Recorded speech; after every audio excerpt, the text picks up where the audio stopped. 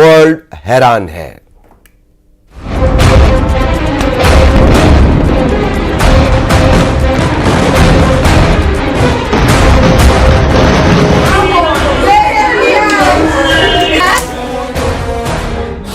Iran का ऐलान, अब जंग लड़ेंगे 57 मुस्लिम देश।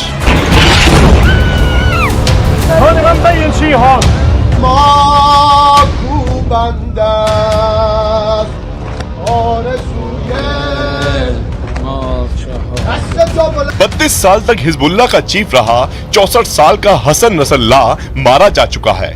लेबनान से लेकर ईरान तक नसरल्लाह की मौत पर 5 दिन तक का मातम मनाया जा रहा है। इस बीच ईरान के सुप्रीम लीडर अली खामेनेई को गुप्त बंकर में पहुंचा दिया गया है।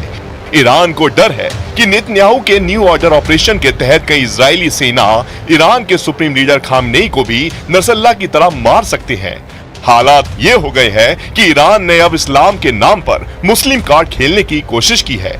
ईरान अब पूरे मिडिल ईस्ट और अरब वर्ल्ड में ये डर पैदा करने की कोशिश कर रहा है कि आज इजराइल हिजबुल्लाह को तबाह कर रहा है, कल ईरान को बर्बाद करेगा और फिर किसी और मुस्लिम देश को इजरायली सेना तबाह करेगी। इसलिए बेहतर है कि सभी 57 मुस्लिम देश मिलकर इजराइल से जंग में मुकाबला करें। लेकिन सवाल उठता है कि क्या 57 मुस्लिम देश मिलकर इजराइल पर हमला करने की हिम्मत दिखा सकते हैं؟ من این شهادت ضایعه بزرگی هست ولی هیچ خللی در مقاومت ایجاد نخواهد کرد و همونطوری که شهادت اول دبیرکل قبلی حزب الله شهید سید عباس موسوی हम आपको हमास, हिजबुल्लाह, हूती और ईरान से जुड़ी इस खबर में ऐसे हैरान और दिलचस्प करने वाली जानकारी देने जा रहे हैं जहां आपको पता चलेगा कि इजराइल ने कैसे जबरदस्त हमलों से लेकर ईरान के इस्लामिक जंग की धज्जियां उड़ाकर रख दी हैं। हिजबुल्लाह चीफ नसरल्लाह के मारे जाने के बाद से ईरान हिजबुल्लाह की बुरी तरह से किरकिरी हो रही है। हिजबुल्लाह चीफ हसन नसरल्लाह की लाश हमला होने के 20 घंटे बाद मिल पाई है, तब जाकर हिजबुल्लाह ने उसकी मौत की पुष्टि की है। इजरायली फाइटर जेट ने 80 टन बमों से धमाके किए थे, जिसकी वजह से लाशों के चीथड़े उड़ गए थे। इधर ईरान पर भारी दबाव है कि वो इजराइल पर जबरदस्त पलटवार करे, लेकिन ईरान हिम्मत नहीं जुटा पा रहा है। इधर इजराइल ने महज 10 दिन के अंदर ही इतने जबरदस्त हवाई हमले किए हैं कि हिजबुल्लाह चीफ से लेकर हिजबुल्लाह के 17 टॉप कमांडर मारे जा चुके हैं। हालात ये हो गए हैं कि घातक और लंबी दूरी मिसाइलों से इजराइल पर हमला करने का प्लान पूरी तरह से तबाह हो गया है। दावा किया जा रहा है कि नसरल्लाह के साथ साथ ईरान की IRGC का डिप्टी कमांडर अब्बास निल्फोरूसन और हिजबुल्लाह के कम से कम 8 कमांडर मौके पर ही मारे गए हैं। हालात ये हो गए हैं कि हिजबुल्लाह के पास रॉकेट, मिसाइल, ड्रोन भरे पड़े हैं, लेकिन कोई इजराइल पर हमला करने का आदेश देने वाला नहीं बचा है। इधर ईरान को डर है कि अगर इजराइल पर ईरान ने हमला किया तो इजराइल अमेरिका के साथ मिलकर ईरान पर चारों तरफ से हमला कर देगा।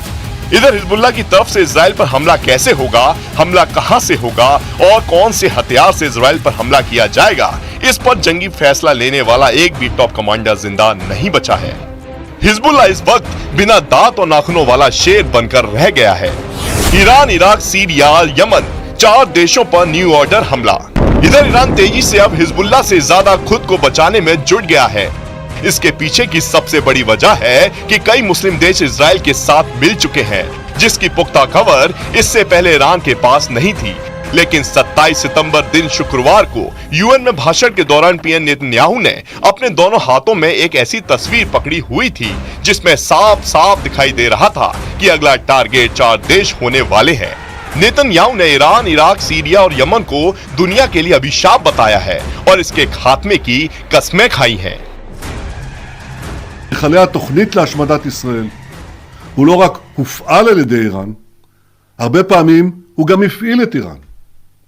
ולכן בתחילת השבוע הגעתי למסקנה שהמכות העוצמתיות שצה"ל הנחית על חיזבאללה בימים האחרונים सऊदी अरब, मिस्र, सूडान का ईरान, लेबनान से धोखा।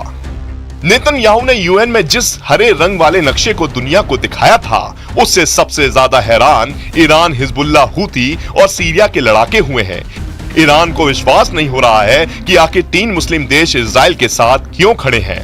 नसरल्लाह की मौत से खौफ इजराइल के साथ आए 3 मुस्लिम देश। PM नेतन्याहू ने UN में एक नक्शे को दिखाया जो हरे रंग से रंगा हुआ था। इस हरे रंग वाले नक्शे में भारत समेत 3 ऐसे मुस्लिम देश दिख साथ